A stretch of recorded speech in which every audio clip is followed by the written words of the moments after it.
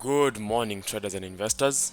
My name is Shane Mwangangi, one of the best market analysts here at HFM. HFM is a multi-winning awarded broker which provides for you as a trader and investor the best trading opportunities. Yes, moving on to today's news, we can see that the US and Ukraine have signed a resource deal for minerals, and that's a sign of a good economic indicator for the US economy. Another good sign of an economic indicator is the global manufacturing PMI for the month of April. We can see we had a 48.7, which is better than expected, and we know that if it's a better than expected number, it's a bullish move for the US dollar. This is because it means that people have increased their purchasing, which is good for the US economy, and therefore, if the US economy is good, the dollar strengthens. Now, apart from that, we can see that today is a special day for traders.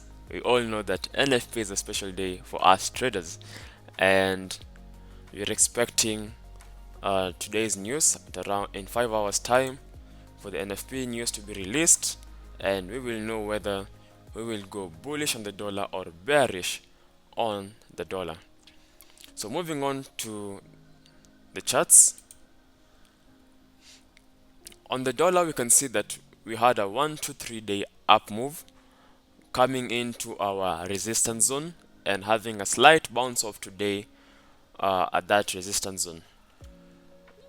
This up move was majorly yesterday's up move was majorly because of the PMI, which showed that the economy of the US is doing good, and we can see that we had higher highs on the 15 minutes, now approaching a major demand zone.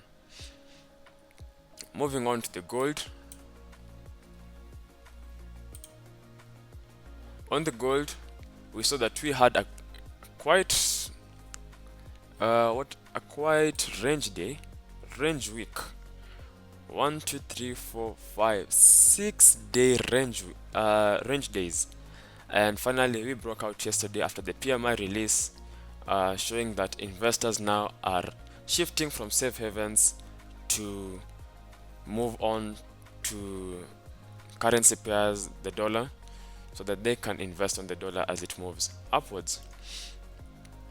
Moving on also to US stocks, we can see on the US stocks we have been having quite up moves, having a gap here that hasn't been filled yet, coming to our resistance zone and having a bounce off on our resistance zone. We had talked about this resistance zone earlier, and we said that if we have a break on that resistance zone, then we get a retest. There's a possibility that we might move upwards, and even right now we have approached a resistance zone at 19855.75, and if it's a good news for the US economy after the NFP release, we are going to expect a move higher. The same is happening on the US 500, break of resistance zone and up move coming on, wanting to test the 5689.54 resistance zone. And for the US dollar, knowing that dollar here is a quote currency, therefore it means if the dollar is gaining strength, the euro is losing strength, and you can see we are moving down, approaching our support zone at level 1.2072. For scalpers and traders, you can take this move as we approach the resistance zone and apply good risk management. JPP USD, we saw it break our major highs at 1.34171, then having a down move as also the US economy gains strength, and the JPP USD now, if you compare with the USD, is quite weak. That's why you have 3-day pullback. Moving on to the USD JPY, we all know here the USD is a base currency, therefore is the USD is gaining strength. The JPY, sorry, is going to lose strength, and that's why you have the up move. We came to our resistance zone that we had marked earlier this week at 140.432, and you can see we have a good bounce off from that zone, and we are moving up.